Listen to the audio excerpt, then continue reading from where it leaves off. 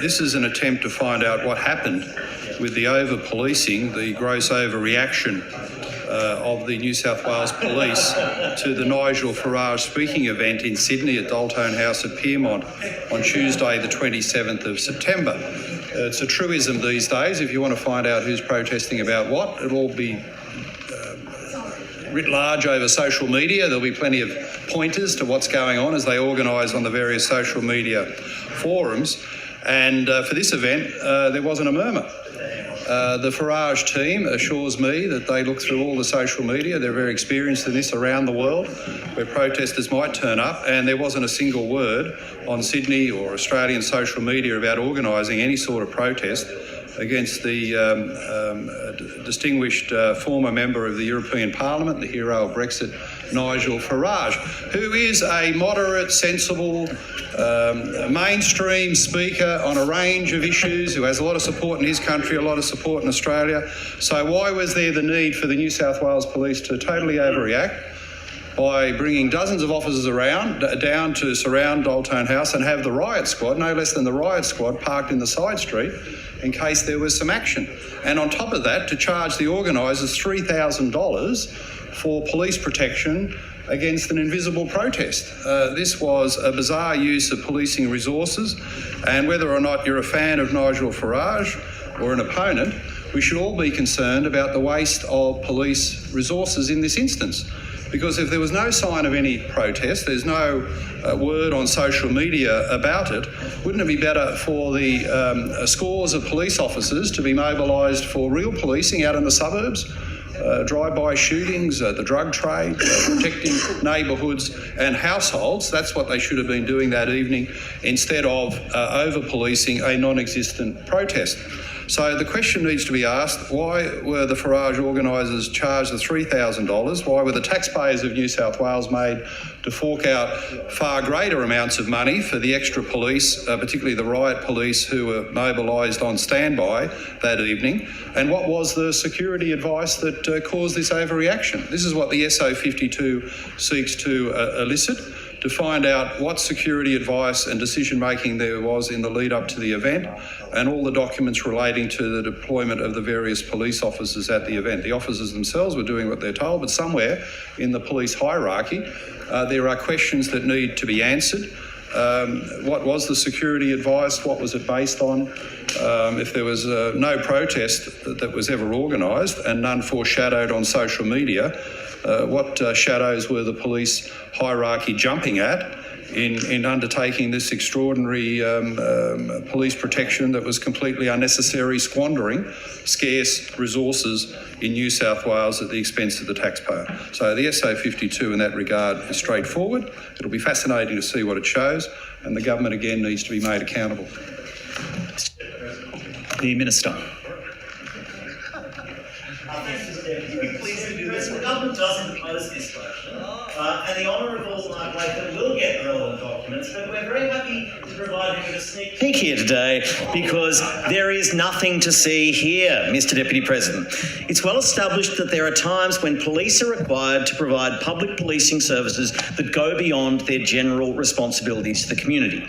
These include, but are not limited to, special events such as vehicle and pedestrian traffic management services, including film shoots, wide load and other vehicle escorts, crane operations, traffic signal maintenance, road closures and building sites. They also include crowd and traffic control, public order for events such as sporting and entertainment events, including fairs, film and stage premieres, exhibitions, music festivals and agricultural shows, whether at closed venues or stadiums, or open events such as road cycling events and fun runs, or outdoor concerts. There are also supplementary policing services where a client requests additional policing services in a designated location, like markets or commercial shopping centres. The service is provided by police officers who would not otherwise be rostered on for duty, Mr Deputy President, as was the case here. In these circumstances, New South Wales Police apply a user charge arrangement, which is a statutory scheme to recover the cost of providing these policing services. On the 7th of September, police from the Sydney City Police Area Command engaged initially with the Independent Convention Centre in relation to Mr Farage's event and a number of other events scheduled at the ICC as part of its ongoing business. The event involving Mr. Farage attracted some concern around the prospects of potential protests. The discussions with the venue included the provision of user charges police. Due to low ticket sales for the Nigel Farage event, organisers moved it to Dalton House. Ultimately, police and the promoter agreed to the provision of 4 user charges police. In addition, a further 25 rostered officers were tasked to the event. In terms of upfront payment, I'm advised that the promoter is a first-time client. In such cases, as is customary, payment is sought prior to the conduct of the event. This agreement was in accordance with policy and the legislative framework under which the New South Wales Police can request payment for user charges services. That having been said, Mr. Deputy President, we won't be opposing the motion. Further speakers, the Honourable Tara Moriarty. Thank you, Mr. Deputy President. The opposition does not oppose the motion. Further speakers, the Honourable Mark Latham in reply. Thank you, Deputy President. Well, thank goodness we had our own Inspector Gadget on the job to explain what happened that night. Efficient, diligent, finely cut and trimmed, up to the task. The Honourable Ben Franklin, as ever, reading out the notes written for him. Now, we've got to correct him on a couple of fronts. This wasn't a question of traffic management. The whole proposition there is absurd. There was no cycling. This was a speaking event where the organisers were coerced into paying the $3,000 because they were told if they didn't pay the money, the police would call off the event. Hey, Mark. So why would Mark was a man who golfed there. Well, I'll acknowledge the interjection. Assure the honourable member that One Nation is a very broad church. One Nation is often fitted up by the left of politics as we're terrible misogynists and women haters, but we love all women. I can assure the honourable member that at that event and elsewhere we love all women and we love all men.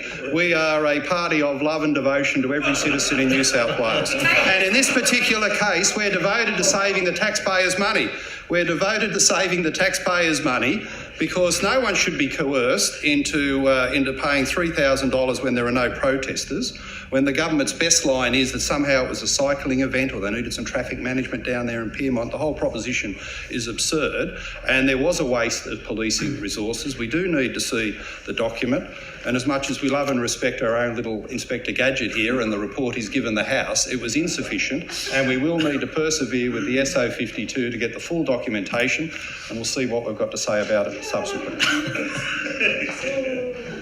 The Honourable Mark Latham has moved private member's business item 2015 relating to SO52 Nigel Farage speaking event. I will put the question. All those of that opinion say aye. Aye. To the contrary, no. I think the ayes have it. 1-0. The ayes have it. Clark will read the order of the day.